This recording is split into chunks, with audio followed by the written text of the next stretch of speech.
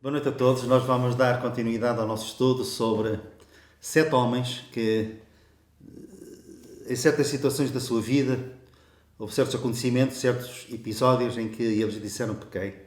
Nós já falamos acerca de Faraó, de Balaão, do rei Saul, que em cada situação que nós mencionamos, eles proferiram essa palavra, manifestaram algum arrependimento. E nós consideramos que espécie de arrependimento foi. Hoje iremos falar acerca de um outro homem, o seu nome Acã. E ele também disse pequei. E, no mínimo, é um arrependimento duvidoso, mas nós iremos nos contextualizar em relação à situação e porque é que ele disse pequei. Então foi assim. O povo de Israel tinha saído do Egito, andaram a deambular pelo deserto durante 40 anos e ao fim de 40 anos eles atravessaram o Rio Jordão. E o Rio Jordão, do outro lado, dava-lhes acesso à terra prometida. A terra que os seus pais, os seus antepassados tanto almejaram. E finalmente eles estavam lá. Mas a terra de Canaã era, apesar de ser a terra prometida, a terra que manava leite e mel, não era uma figura do céu. Porquê? Porque no céu não há inimigos. E na terra prometida havia inimigos. Que era necessário eles vencer. Cidades que era necessário conquistar para eles tomarem posse da herança de Deus. Então, a primeira cidade, o primeiro obstáculo que eles tiveram que ultrapassar era a cidade de Jericó. Era uma cidade quase que intransponível, devido à sua grandeza e devido, acima de tudo, às suas grandes muralhas. Era uma cidade praticamente inexpugnável. E ao fim de 7 dias, não vamos entrar em pormenores, aquelas muralhas ruíram, caíram, desaparam, como um baralho de cartas. Eles entraram triunfantemente nessa cidade e venceram o povo daquela cidade. Mas o Senhor tinha feito uma aliança com o povo. O Senhor disse-lhes que eles iriam vencer, mas que não poderiam, para benefício próprio, se apoderar de objetos de prata, de ouro, utensílios de cobre, de ferro. Tudo era consagrado ao Senhor. Era uma aliança. E houve um homem chamado Acã, que, quando da invasão dessa cidade, ele viu e cobiçou. E escondeu objetos de ouro, de prata, uma capa babilónica, e escondeu na sua tenda. Quebrando assim a aliança que o Senhor tinha feito com o povo de Israel. Naquela altura, o roubo entre o povo era castigado com a restituição em dobro daquilo que tinha sido roubado. Aqui era diferente. E as consequências para Acã e para a sua família foram terríveis. E nós lemos esse episódio quando Acã disse a Josué, que era o líder do povo: eu verdadeiramente pequei contra o Senhor, Deus de Israel. Eu pequei. Porquê que ele teve que assumir o seu pecado? Ele teve que assumir o seu pecado porque depois do povo ter vencido a cidade de Jericó, ter ultrapassado esse obstáculo, eles tiveram que travar uma outra batalha contra outra cidade chamada Ai, que era uma cidade pequena. Aquilo era uma vitória fácil, pensava Josué. Mandou alguns homens, parte do seu exército. Mas, para sua surpresa, 36 soldados israelitas morreram e o resto do exército fugiu em debandada. O coração do povo derreteu-se como água. Lemos isso na palavra de Deus. Foi um vexame, foi uma humilhação grande. E, acima de tudo, um grande desapontamento. Uma falta depois de confiança em Deus. Mas, afinal, dá-nos uma grande vitória contra um inimigo difícil de ultrapassar. E agora, perante uma coisa tão fácil, nós perdemos. Tivemos que fugir envergonhados, humilhados. Pessoas tiveram que chorar os seus mortos. E foi aí que o Senhor disse a Josué: Israel pecou. E foi este homem. Foi por causa deste homem.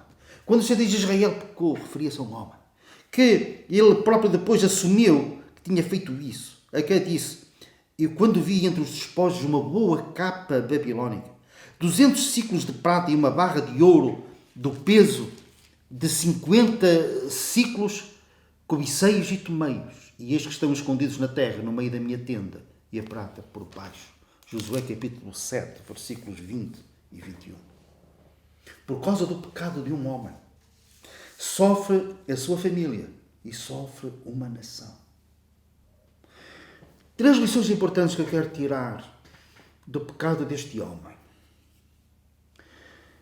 Primeira lição: o que nós fazemos, bem ou mal, não tem apenas consequências em relação à nossa pessoa. Também tem consequências para os outros. A palavra de Deus diz: se um membro padece, todos os outros membros padecem com ele.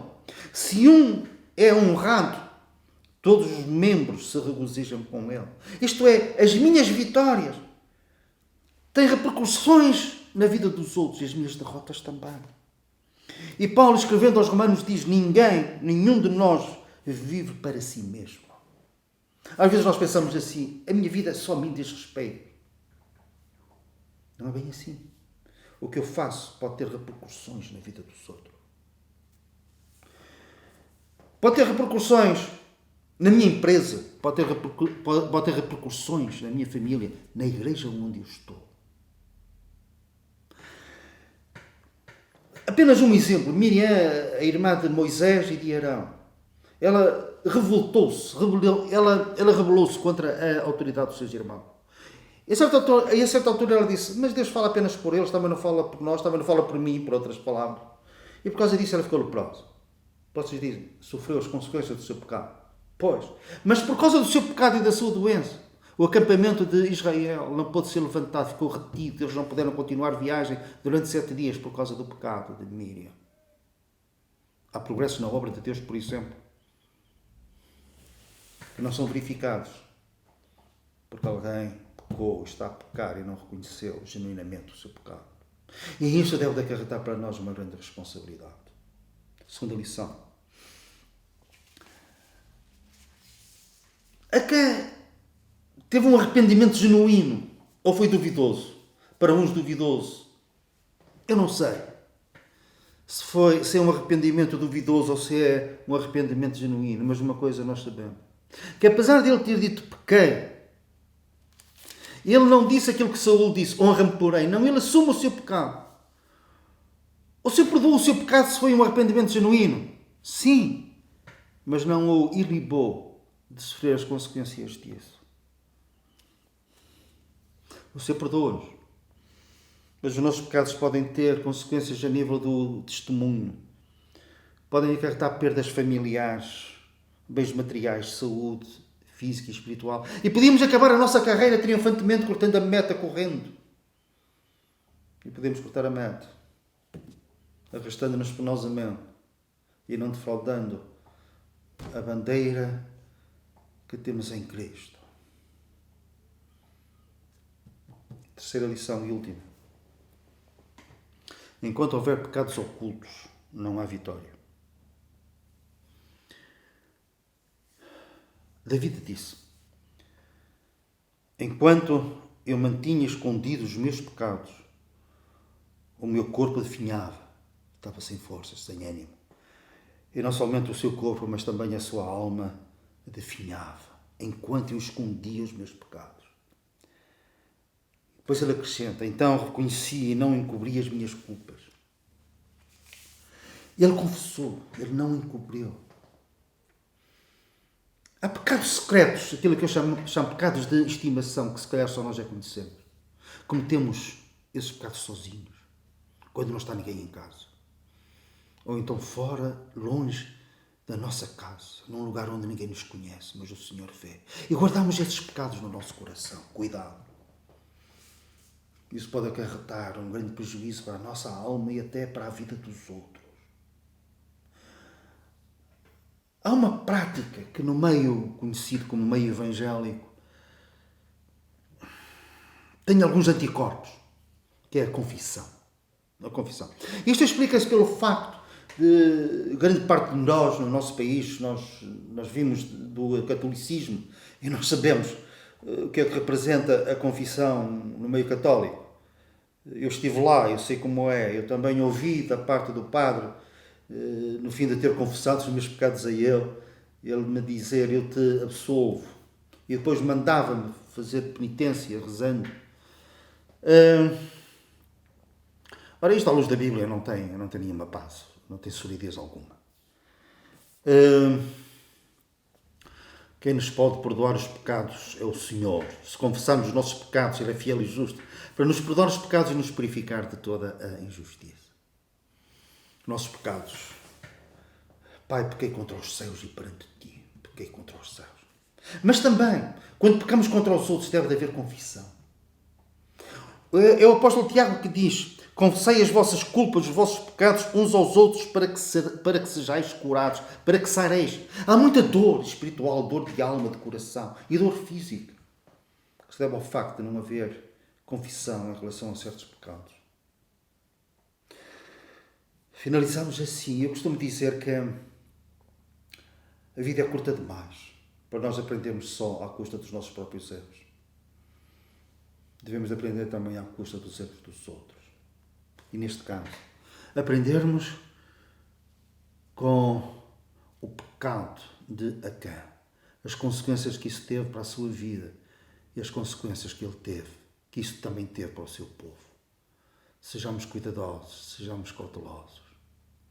E se porventura houver pecado, não vamos escondê-los no fundo do nosso coração, não vamos varrer o lixo para debaixo do tapete. Vamos confessar ao Senhor. E se pecarmos contra alguém, devemos confessar, assumir a nossa culpa perante o outro. E que o Senhor tenha misericórdia de nós. E seja misericordioso quanto às consequências dos nossos pecados. Que o Senhor nos abençoe.